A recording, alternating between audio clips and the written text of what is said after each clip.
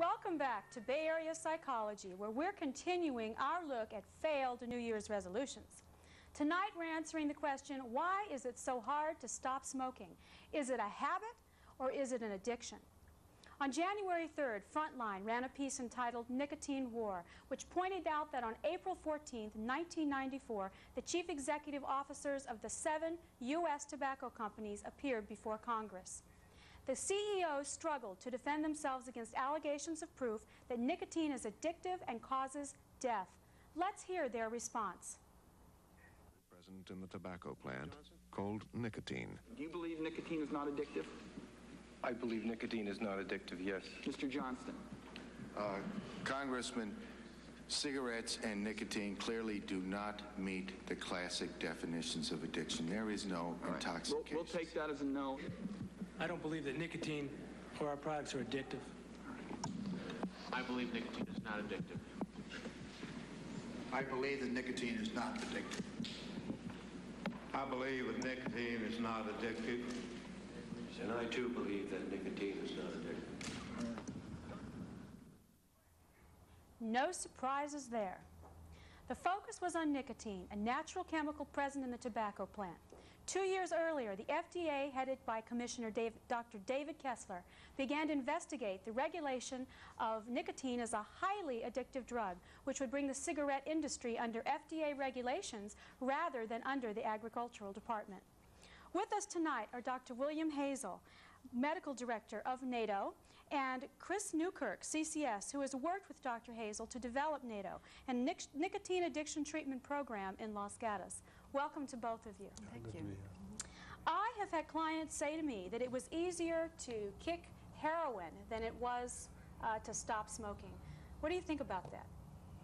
I think that's true. I think that if you look at the research currently, then indeed the research does back just that. And I know that in my clients that I see in group therapy, they go through a myriad of difficulties associated with coming off of nicotine, and these are recovering people, people who've come off of other drugs, people who've come off of sedative hypnotics like alcohol, and some of them heroin, and they all concur that indeed nicotine is the hardest drug for them to come off, that they've struggled the most with nicotine. Huh. Has that been your experience as well, Dr. Hazel? Yeah, you figure that nicotine is the first drug that most people will start with.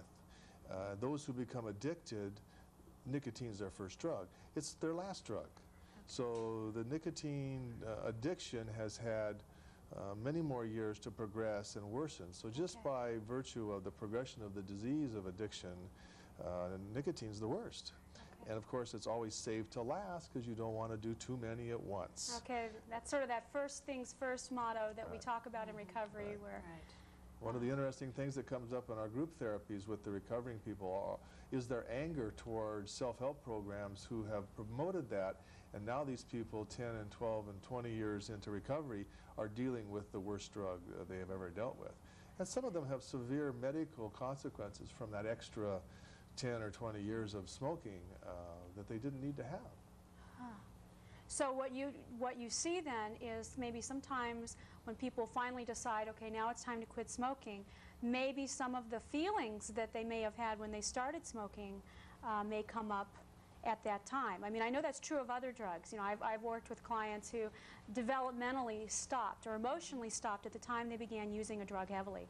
So that I would imagine that process is true with nicotine as well. Absolutely. One of the things that I see happen, and I think that's what makes our program so different from other programs, is that we spend a lot of time focusing on the healing process, the emotional healing process.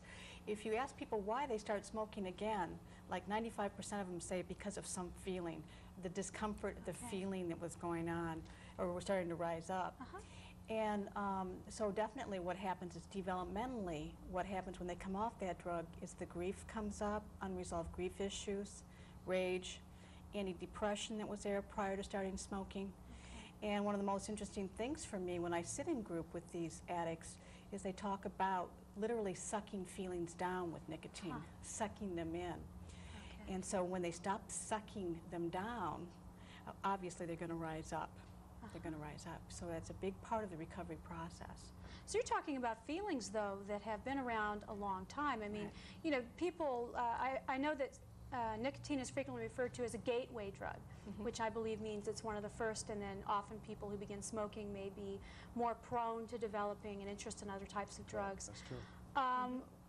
What kind of feelings do 13 and 14-year-olds have? I mean, are we talking about the same level of depression that we're talking about with older people? Is that the level of confusion? Well, yeah, or just daily life issues. Being a teen can have its struggles. Then there's a lot of peer pressure. Nicotine, of course, or tobacco is seen as a very safe, very popular drug in our culture. That's changing. There's been a lot of marketing towards the youth, yes, and probably the Camel. Yeah, the Camel. Joe Camel campaign was one of the most successful marketing campaigns, but the Virginia Slims was the most successful campaign to alter a national view of a drug. So the marketing piece tends to turn our culture in a direction, and nicotine is an acceptable drug in our culture. Okay, but Chris, you used the word addict. How do smokers feel about being labeled as addicts? Because I know there's been a controversy with that they're saying, wait a minute, it's not like I'm a crack user. It's not like in fact, that's one of the things that the drug companies say in their struggle against having people labeled addicts, as we resent the term, addiction. Well, one of the things that I think with the recovering group, obviously, these are people who've already gotten in touch with the fact that they're addicts. They come in, they've already been addicted to other drugs, they've dealt with that, they've become abstinent from alcohol or other drugs, so they in some way have already come to terms with themselves as addicts. Then there's the other group, and I think they're really victims of the cultural denial that goes on regarding nicotine. Well, no, I'm not an addict. I mean, I only use nicotine, or I only smoke. So a lot of it's cultural. I think it has a lot to do with this culture has not come to terms with the fact that this is a highly sedative drug and highly addictive physically. So there's a cultural denial that goes on, and then I think also in the recovering community, which I think has the largest percentage of addicts to nicotine, there's a great deal of denial in the recovering community about nicotine as a drug. So there's a lot of denial that lingers in our culture, and I think that we needed to be doing things to educate people on nicotine addiction and stop calling it a habit, and start dealing with it holistically in terms of treatment also. Okay, what are the components of a holistic approach? Well, that means we need to deal with the mental aspects, the obsession with the drug. Means we need to deal with the thinking about the drug, the cognitive pieces in dealing with the drug.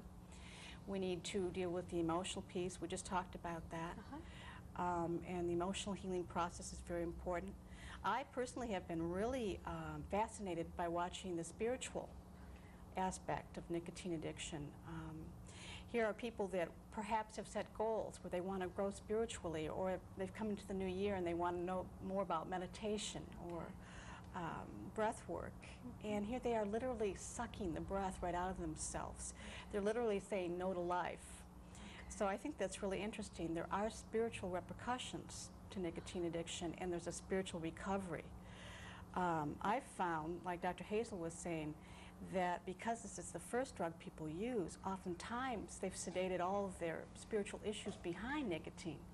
So I'll find them in group dealing with questions about their connectedness to the universe. They'll be asking themselves, they're looking at old beliefs about their higher powers. So there are a lot of spiritual issues associated with this drug. So if I may interrupt a minute, one of the things that we talked about last week on our show was the importance of being able to identify values. And I guess I'm wondering, in terms of spiritual development, how big a value that actually is for your clients, for people in general. I mean, that seems like a real personal goal. I imagine that people would need to deal with their pain first before they're open to spiritual development, or am I wrong? I don't think they're mutually exclusive. I think that they come together. I think that the questions that come up, first thing that comes up is the pain, and then there are the why questions about the pain. Why is this happening to me? And I think those are spiritual questions, and they come up in group all the time. And oftentimes I hear old wounds, old childhood wounds, old teenage wounds, old adult wounds for that matter. And that tends to bring them back to questions about God, a higher power? Why was this allowed to happen to me? Or if there is a concept of a higher power, it tends to deepen in the abstinence. So I think it's very relevant. And then, of course, there's the physical part, which Dr. Hazel talks about. Yeah, in terms of the physical addiction, do you use patches, things like that, as part of your treatment program? We use everything that we can that we know it has some effect. We use the nicotine, Nicoderm patch. The program we have is a 12-month program. When they enter the program, they're making a commitment to wear patches for 12 months. We have a medication called Wellbutrin, which is an antidepressant that's being researched as a for use in nicotine treatment. We use that. We use other agents, and the program is a 12-month commitment. The research shows that after 12 months, even wearing patches and doing therapy, only about 25%, plus or minus, are going to make it a year. So that's a real high dropout rate. That is a high drop. So those of us who may have said, you know, this is going to be the year I'm not smoking, and we're smoking again within 2 weeks, are actually part of the norm, as opposed to maybe we don't have enough willpower, or we're not, you know, we just haven't put our mind to it. Well, there's a large percentage of people who will just stop with a very stern intervention from a physician, or maybe their children finally get through to them, and they'll just quit. And that happens a lot, but there are a lot of folk who are going to need, well, as Chris said when we started this program, she says, well, this isn't going to be Jenny Craig. You know, this is going to be, you know, treatment. I said, I think that's right. And there's a lot of, the American Cancer Society and little, you know, programs that will help people stop, and they'll work. There's another population that need much more than a 7-week education class. Well, and I believe it's probably like other addictions for people where, you know, people can stop. It's the maintaining it. Right. We're going to need to take a break here in a couple minutes. We're going to be gone about 30 seconds, and then we'll come back, and we'll talk some more about nicotine addiction and what we can do about it to regain our sanity.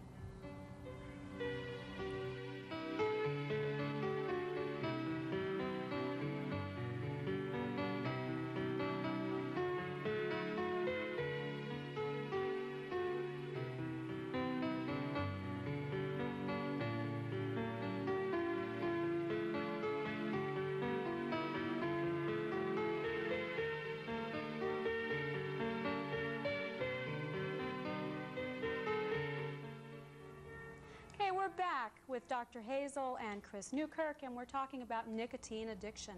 You mentioned the recovering community. What kind of response have you had from recovering people who are still out there, maybe have been in alcohol recovery for 25 years, still smoking? How much acceptance have you had? Well, the first thing I want to say, I think it's really interesting that I talked earlier about the denial in the recovering community about nicotine as a drug. It interests me that as you try to move into an AA meeting, you have to walk through the cloud of smoke at the door. But I think that really people have a lot of denial about the fact that both the co-founders of Alcoholics Anonymous died of smoking-related illness. And so there's a history of denial in the community. And then, like Dr. Hazel was saying earlier, there's this old idea that, what I consider to be an old idea anyway, that you deal with the alcohol and the other drugs first and then hold on to the nicotine and wait. Well, I think that that can be a really tragic idea. As a lot of people wait, and I've watched so-called old-timers come into my group with an oxygen tank. So the recovering community, on one hand, I think they're more open to looking at nicotine addiction and the effects on the recovery process. I think that the numbers of recovering people who have also dealt with nicotine are growing. And I think there's a growing acceptance, but I think there's a lot of work to be done around the old idea.